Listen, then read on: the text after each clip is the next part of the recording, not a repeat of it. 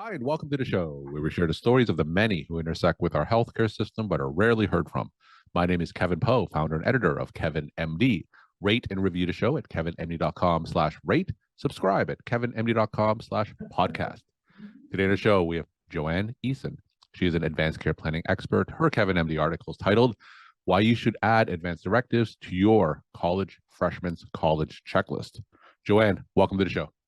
Good morning, and thank you so much for having me. So we'll get into your article in a little bit. First off, briefly share your story and journey to where you are today.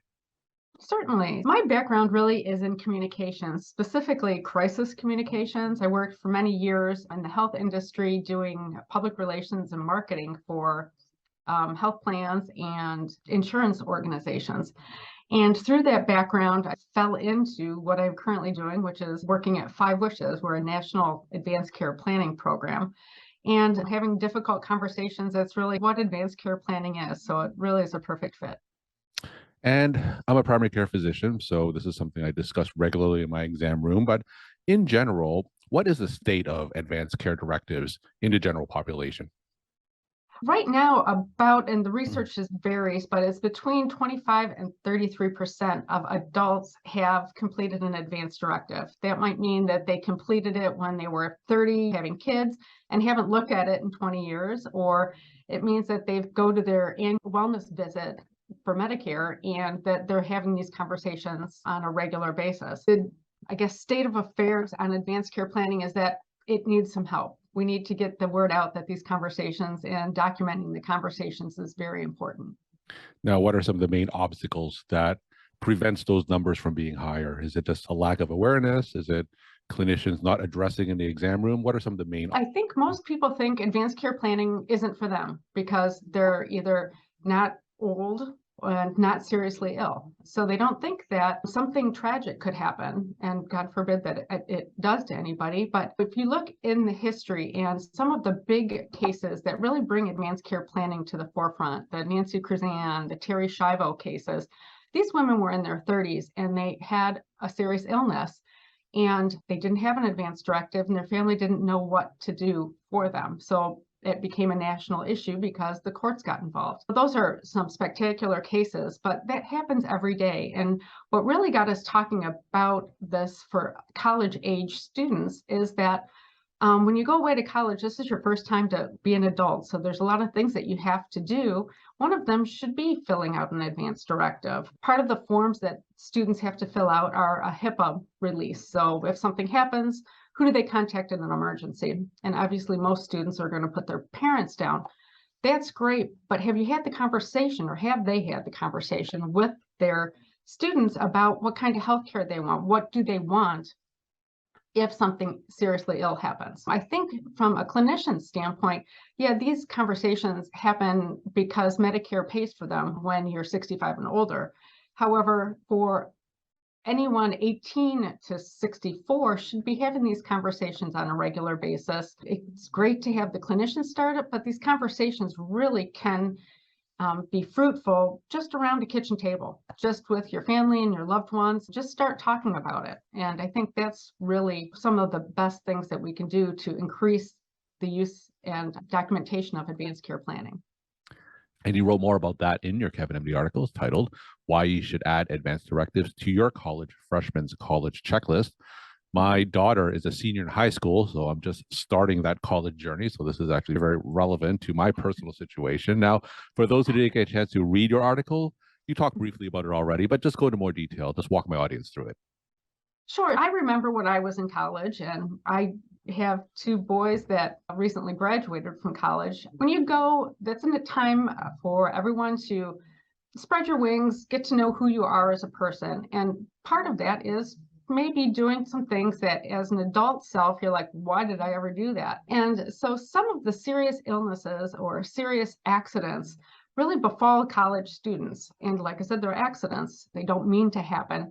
So I think it's important that before students go away to college, and obviously this is further into the fall, but when they come back for the holidays, say Thanksgiving or the winter break, have a conversation about if something happens to you, what do you want us to know? It doesn't have to be something morbid. There's games out there that you can play that gamify these conversations, like the Hello game or Go Wish. So it's a great way to start conversations that have a deeper meaning, especially during the holiday times.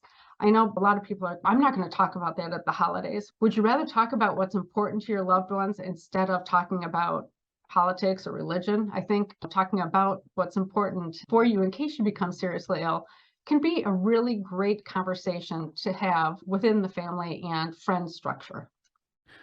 Now, you mentioned that catastrophic events doesn't necessarily happen when one is older. There are several cases that you cited, Terry Schiavo, the Nancy Cruzon cases as well. Now, for those who just aren't familiar with those cases, just briefly talk about them and illustrate them. Terry Schiavo was probably the most well-known, and that happened back in the late 90s, early 2000s. And a young woman in her 30s collapsed and was never able to regain consciousness. She ended up being put on life support, and then her husband, who believed he had the right to say what her medical treatment was in a legal battle with the parents who wanted a different type of medical treatment. So it went all the way up to the Florida Supreme Court on the decision of where that should go. Obviously, that's a completely spectacular case that these things don't happen like that. But it really raised the consciousness of the whole country on the importance of making sure that your loved ones know what's important, and as well as your medical provider. So when you're having that conversation with your teenage child who is about to go to college, go a little bit deeper in that conversation. What kind of questions should we be asking them? What kind of questions should they be thinking about? Looking at it from a college student perspective, what's important for them to really communicate to their family is the kind of comfort measures that they want. If something happens to me, let's say they get meningitis, where do they want to be hospitalized? Do they want to be at the school? And obviously that's the first place that's going to happen. But if your family lives far away, are they going to want to be transported back to home? Or what kind of comfort measures? Who do they want in the room? The privacy issue is very important to some students, and they might just want their family. They might not want their family. They might want all their friends and everybody else to come visit. So it's conversations that talk about comfort, about relationships, that I think really help these younger adults have these conversations and make them more about what their values are. And then you can talk about if something really seriously happens and you become terminally ill or near death, what kind of advanced treatments, life support treatments do you want? And so I think starting the conversation at more like table topic type of ways is easier for the students to think about, and then talk about if something really seriously happens, this is the kind of medical treatment that I want. And also looking at college campuses, when students go their first time, you do all these events and there's all these vendors or organizations, community organizations out there to provide information to students, one of which is organ donation. Huge supporter of it. I think it's great. And a lot of college students actually sign up for organ donation. And that's wonderful, and we should all consider doing that. But one of the things that I like to say is that if they're already thinking about gifting 8 of their organs to strangers to be altruistic and to be helpful, also think about taking that one step further and talking about your loved ones and giving them the gift of peace of mind about what kind of health care and what kind of decisions you want in case something terminal or serious happens. Now, after you have these conversations with your child, does it have to be written down somewhere in some type of a legal document like you do with older adults?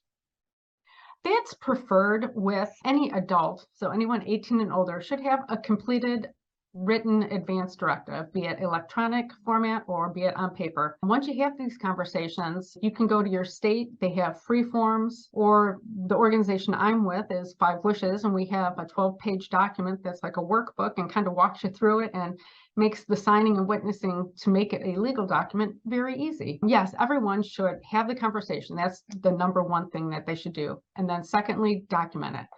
And the most important thing that you can do is say who you want to speak for you if you can't speak for yourself. So your healthcare agent, make sure that people know who that person is or who the top 2 or 3 people are in case the number 1 person isn't available. And then from there, what kind of medical treatment. And then make it a really a personal thing about what's important to you. I think the most interesting part about advanced care planning that I learned coming in here is that this really isn't about talking about death. What it is talking about legacy and peace of mind. And when you actually go through the process of advanced care planning with your patients, with your family, that what you realize is what becomes important to you, your values and your goals about where you want your life to go and your health to go really become clarified and help people live a more free and peace-giving life. As you can imagine, when you talk to teenagers about this, it's probably not on the top of their priority list. So, to those other parents out there, what kind of things can we say to make this issue really resonate with teenagers who have, I'm sure, as you could imagine, many other things in their mind before they go to college? A part of it is you have to look at their health insurance. So as kids go to school, they have to have health insurance either provided by their family or provided that they purchase from the school. So that's one of the items, and it's a great way to add that onto that conversation that, all right, here's what your healthcare benefits are. Here's your health card. As part of this whole process, let's also talk about your advanced directive. If something happens, this has to go into your medical file. So when you have your physician either at the home base where the parents are at or the guardians, or at the school-based medical provider, make sure that they have documentation within the electronic medical record. So that way it's easily accessible. And really the most important part, again, is to make sure that healthcare agent information is available. We're talking to Joanne Eason. She's an advanced care planning expert. She wrote the KevinMD article titled Why You Should Add Advanced Directives to Your College Freshman's College Checklist. Joanne, what are some of your take-home messages that you want to leave with the KevinMD audience? Sure. From a clinician standpoint, advanced care planning doesn't have to be something that you go alone and do. This is the one time that patients actually get to put their information into their health record. So it's their voice and what's important to them. I think the important thing for clinicians, be it with an 18-year-old or an 80-year-old, is that informing them about the value of having these conversations and documenting them, and tell them to go home and talk to their family. And at the next visit, you'll talk about what that conversation delivered at that kitchen table. So I think it's right now there's so much pressure on clinicians to do so many things, and then just adding advanced care planning to that workflow can be inundating and overwhelming. Just know that you don't have to do it alone, that it's important to work with the patients for them to have the conversation. And how can people reach you in 5 Wishes? Sure. You can reach us via our website at 5wishes.org. Joanne, thank you so much for sharing your time and insight. And thanks again for being on the show. Thanks so much. Have a great day, Kevin.